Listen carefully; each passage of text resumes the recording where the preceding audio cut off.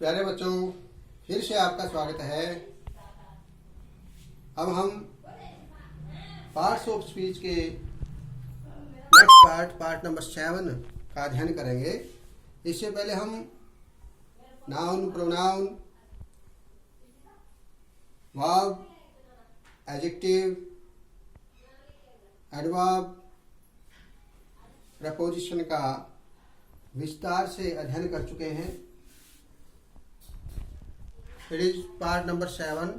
Part number 7. Conjunction. Conjunction. A conjunction is a word which joins words, phrases, clause or sentence. अर्थात वह शब्द जो दो शब्दों को, वाक्यांश को, वाक्य खंड को या वाक्यों को, दो वाक्यों को जोड़ता है, उसे हम कंजक्शन कहते हैं। He worked hard and passed. उसने मेहनत की और पास हो गया। तो एंड क्या है इसमें? Conjunction. He worked hard but failed. But इसमें क्या है? कंजंक्शन। उसने मेहनत की परंतु फेल हो गया, यानी मेहनत तो की उसने लेकिन कम मेहनत हुई इसलिए वह फेल हो गया। बट परंतु इसमें कंजंक्शन क्या है? एंड। इसमें कंजंक्शन क्या है? But. You can travel by बस और ट्रेन। इसमें कंजंक्शन क्या है? और। तुम बस से या रेलगाड़ी से यात्रा कर सकते हो। तो और, या के लिए इसमें और का प्रयोग हुआ है। काइंड्स और types of conjunction. Coordinating conjunction. 3 types of conjunctions. First is coordinating conjunctions. Next, subordinating conjunctions. Third is correlative conjunctions. First is coordinating conjunctions. I can read and write English. तो इसमें कोऑर्डिनेटिव कंजंक्शन वहाँ use होता है जहाँ दो स्वतंत्र sentence होते हैं। इंडिपेंडेंट सेंटेंसेस को जोड़ने के लिए कोऑर्डिनेटिंग कंजंक्शन का यूज हम करते हैं। इंडिपेंडेंट स्टेटमेंट और सेंटेंस को जोड़ने के लिए कोऑर्डिनेटिंग कंजंक्शन का हम यूज करते हैं। जैसे इसमें हमने क्या लगाया? And. She requested him but he turned down her request. तो इसमें कंजंक्शन हमने कौन सा लगाया? But. I respected him for he is my teacher. For का प्रयोग हमने यहाँ किया, ये रीजन के लिए। मैंने उसका सम्मान किया क्योंकि वह मेरा अध्यापक है। एक रीजन को दर्शाने के लिए फॉर का प्रयोग यहाँ हुआ। यहाँ बट का प्रयोग हुआ परंतु के लिए, और यहाँ और के लिए and. Is this story true और फॉल्स? इसमें और, या। क्या यह कहानी सच्ची है या झूठी है? तो और का प्रयोग इसमें एज ए कंजंक्शन हुआ है। He was also there with his wife. यहाँ कंजंक्शन कौन से का यूज किया है? ऑल्सो। भी। ऑल्सो का मतलब भी यहाँ पर।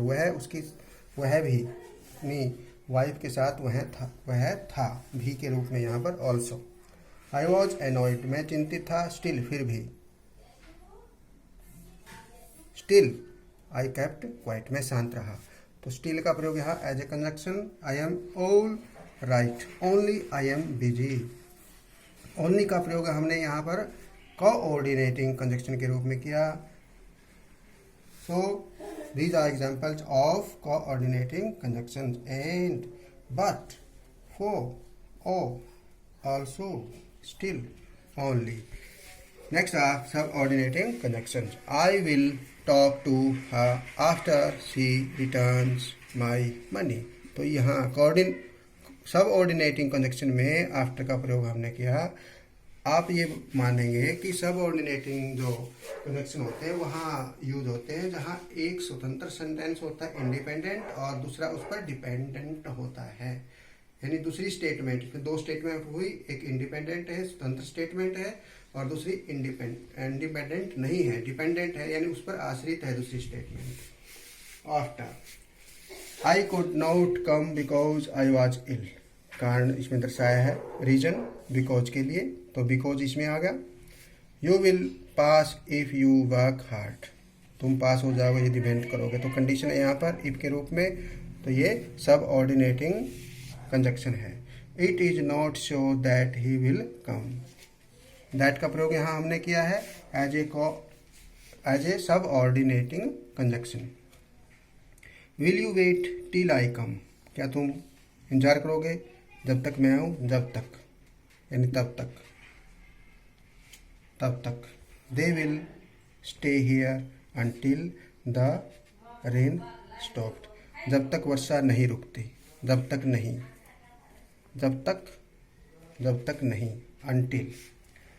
The patient had died before the doctor केम, इसमें कौन सा है, बिफोर, डॉक्टर के आने से पहले रोगी मर चुका था। ये पास्ट परफेक्ट में आपने देखा, टेंसेज के अंदर पास्ट परफेक्ट में हम हैड प्लस थर्ड फॉर्म का यूज करते हैं।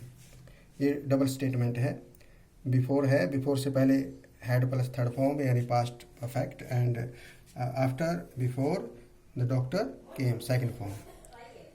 As he was not there I spoke to his father, as इस स्टेटमेंट के रूप में हमें बताया जा रहा है कि उसके पिताजी वहाँ वह नहीं था, क्योंकि वह नहीं था उसके पिताजी से बात की, तो हमने एज का प्रयोग किया यहाँ पर। He found his pen where he had left it, अब इसमें वेयर का प्रयोग हुआ as a subordinating conjunction.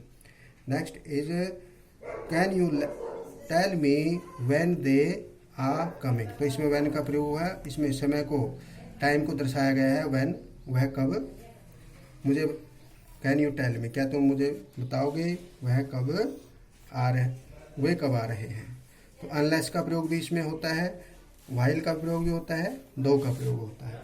तो सब ऑर्डिनेटिंग में कौन कौन से हमने कंजक्शन यूज किए, after, because, if, that, till, until, before, as, where, when, unless, while, दो।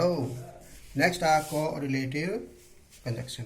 आप सब बच्चों को पता होना चाहिए, कोरिलेटिव जो कंजक्शन है एक दूसरे के साथ रिलेशन होता है, यानी वो अकेले नहीं आते, जोड़े में आते हैं, पेयर्स में आते हैं। कोरिलेटिव कंजक्शन पेयर्स में आते हैं, जोड़े में आते हैं, एक दूसरे के साथ आते हैं, एक दूसरे को रिलेट करते हैं। देखते हैं इसमें, इधर टेक इट और लिव इट, तो इधर और, right. Neither he nor his friends came back, neither nor, he is both a poet and a philosopher, तो both और and। he is not only honest but sincere also, तो इसमें not only के साथ क्या है, but also। although he ran very fast yet he lost the race, तो although के साथ क्या है, yet। work hard lest you should fail, lest के साथ क्या है, should। तो ये जो पेयर के अंदर आए हैं जिसको हम कोरिलेटिव कंजक्शन बोलते हैं, ये हैं इधर और, जिसको आइदर भी कहते हैं, आइदर और इधर, इधर और, neither, neither, nor, both, and, not only but also, although, yet, lost, should. तो इस प्रकार हम बच्चे देखते हैं कि कोऑर्डिनेटिंग कंजक्शन में कौन कौन से हमने यूज किए, and, but, for, or, also, still, only. तो इस प्रकार हम इनको दोबारा रिवाइज कर सकते हैं, and, but, for, or, also, still, only. और सबऑर्डिनेटिंग जो कंजक्शन है उसमें हमने क्या क्या यूज किया, after, because, if, that, till, until, before, as, where, and when, unless, while, though। and correlative conjunction में जो जोड़े में आते हैं, पेयर्स में आते हैं, either, or, neither, nor, या either or, neither, nor, both, and, not only but also, although, yet। work hard lest you should fail, lest के साथ should, मेहनत करो नहीं तो फेल हो जाओगे। तो इस प्रकार हम देखते हैं, इधर के साथ क्या है, और, नीदर के साथ नॉर, बोथ के साथ and, not only but also, although yet, lest should.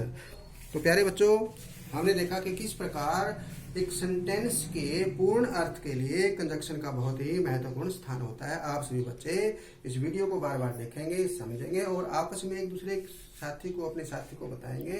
और ये हर कक्षा से संबंधित पार्ट्स ऑफ स्पीच, हर कक्षा से संबंधित हमें हर जो विद्यार्थी होता है, चाहे वो किसी कक्षा का विद्यार्थी है, सबके लिए बहुत ही महत्वपूर्ण चैप्टर है ये पार्ट्स ऑफ स्पीच। आज हमने पार्ट 7 किया है जिसका नाम है कंजक्शंस। तो आप सभी बच्चे बार बार इस वीडियो को देखेंगे, दोहराएंगे और एक दूसरे बच्चे को बाद में डिस्कस करते हुए ये सारी जो दिक्कत है कंजक्शन से रिलेटेड, जो वाक्य को पूरा करने में हमें दिक्कत आती है, तो वो आपकी दिक्कत, आपकी परेशानी दूर हो सकती है। तो आप सभी बच्चे डिस्कस करेंगे इस वीडियो को बार बार देख करके, और जो रिटन वर्क है वो अपनी नोटबुक पर कर लेंगे। ओके, थैंक यू, धन्यवाद, बाय बाय।